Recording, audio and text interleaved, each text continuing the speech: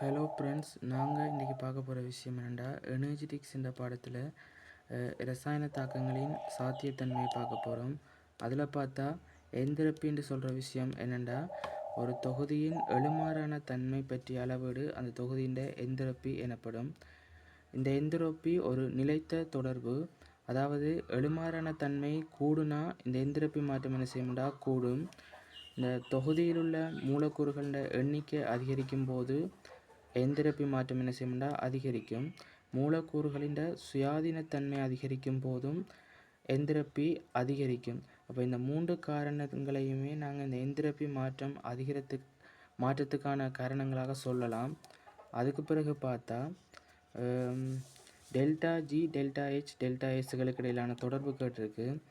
தாக்கம் ஒன்று நிகழும்போது ஏற்படும் சுயாதீன சக்தி மாற்றம் டெல்டா ஜி சமன் delta H minus T delta S இந்த சமன்பாட்டால் குறிக்கப்படும். இதில் டெல்டா ஜியின் குறியை பார்த்தா டெல்டா ஜியின் பெருமானம் 0 விட சின்னனாக இருந்தால் இந்த தாக்கம் சுயமானது. அதேவேளை டெல்டா ஜி 0 விட பெருசாக இருந்தால் இந்த தாக்கம் சுயமற்றது.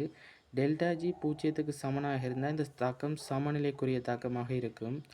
ஒரு தாக்கம் மாறா வெப்பநிலையில் நியம நிலைகளில் நிகழும்போது ஏற்படும் சுயாதீன சக்தி மாற்றம் இந்த டெல்டா ஜி டீட்டா ஆர்எக்ஸ்என் சமன் delta H theta RXN minus T delta S theta RXN இந்த சமன்பாட்டால் குறிக்கப்படும். இங்கு ஆர்எக்ஸ்என் என்று சொல்கிறது தாக்கம், ரியாக்ஷன், அதாவது தாக்கத்தை சொல்கிறது.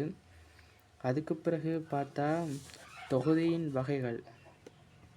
இந்த தொகுதியை நாங்கள் 3ஆக பிரிக்கலாம். ஒன்று திறந்த தொகுதி, மற்றது மூடிய தொகுதி, தனிமையாக்கப்பட்ட தொகுதி. திறந்த தொகுதி என்று சொல்கிறது சக்தியையும் சடப்பொருளையும் சூழலுடன் பரிமாற்றும் தொகுதியை நாங்கள் திறந்த தொகுதி என்று சொல்லுவோம். மூடிய தொகுதி என்று சொல்கிறது சக்தியை பரிமாற்றும் சடப்பொருளை சூழலுடன் பரிமாற்றாத தொகுதி மூடிய தொகுதி. இந்த மூடிய தொகுதியில் பார்த்தா சக்தி மட்டும்தான் பரிமாற்றப்படும், அதே நேரம் சடப்பொருள் பரிமாற்றப்படாது. தனிமையாக்கப்பட்ட தொகுதி என்று சொல்கிறது சக்தியோ சடப்பொருளோ சூழலுடன் பரிமாற்றம் அடையாத தொகுதியை நாங்கள் தனிமையாக்கப்பட்ட தொகுதின்னு சொல்லுவோம். அடுத்த விஷயமாக நாங்கள் பார்த்தா தன்வெப்பத்தை குறிப்பிடலாம். தன்வெப்பம் என்று சொல்கிறது 1 கிராம், இந்த தன்வெப்பம்ங்கிறத நீங்கள் ஓஎல் சிலபஸ்லேயும் படிச்சிருப்பீங்க. 1 கிராம் பதார்த்தத்தின் வெப்பநிலையை 1 பாகை செல்சியஸினூடாக உயர்த்துவதற்கு தேவையான அந்த வெப்பநிலையை தான் நாங்கள் தன்வெப்பம் என்று சொல்லிக்கொள்வோம். தன்வெப்பத்தின் அலகா எஸ் இருக்குது. அடுத்து வெப்பக்கொள்ளளவு. வெப்பக்கொள்ளளவு பொதுவாக சி என்ற குறியீட்டால் குறிக்கப்படும். அதாவது ஒரு தரப்பட்ட அளவு பாத்திரத்தின் வெப்பநிலையை 1 பாகை செல்சியஸினூடாக உயர்த்துவதற்கு தேவையான வெப்பத்தின் அளவை தான் நாங்கள் வெப்பக்கொள்ளளவு என்று சொல்கிறது. அதாவது வெப்பக்கொள்ளளவு சமன் எம்எஸ், சி சமன் எம்எஸ். இந்த சமன்பாட்டை நாங்கள் ஓ லெவல்லையும் படிச்சிருப்போம். இங்கு எம் பதார்த்தத்தின் அளவு, எஸ் சமன் தன்வெப்பம். அதே நேரம் இந்த சி சமன் எம்எஸ் என்ற சமன்பாடு கணிப்புகளை பெற்றுக்கொள்றதுக்காண்டி பயன்படுத்தப்படும். அடுத்த விஷயமா நாங்கள் பார்க்க போகிறது தன்வெப்பம். அதாவது தன்வெப்பம் ஒரு செறிவியல்பு, வெப்பக்கொள்ளளவு ஒரு விரிவியல்பு. இந்த செறிவியல்பு என்று சொல்கிறது என்னென்னா கருதப்படும் பதார்த்தத்தின் அளவில் தங்கி இராத இயல்புகளை நாங்கள் செறிவியல்பு என்று சொல்லுவோம்.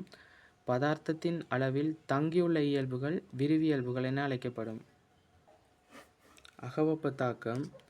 அகவெப்ப தாக்கம் என்று சொல்கிறது இரசாயன தாக்கம் ஒன்று நடைபெறும் பொழுது வெப்பம் உள்ளெடுக்கப்படுமாக இருந்தால் அதை சொல்கிறது நாங்கள் அகவெப்ப தாக்கம் என்று சொல்லுவோம். புறவெப்ப தாக்கம் என்று சொல்கிறது இரசாயன தாக்கம் ஒன்று நடைபெறும் பொழுது வெப்பம் வெளியேற்றப்படுமாயின் அது புறவெப்ப தாக்கம் என அழைக்கப்படும். இப்போ பார்த்தா அகவெப்ப தாக்கத்துக்கு வெப்பம் உள்ளெடுக்கப்படும். வெப்பம் உள்ளெடுக்கப்படுறதுனால அகவெப்ப தாக்கத்தின் குறி ப்ளஸ்ஸாக அமையும்.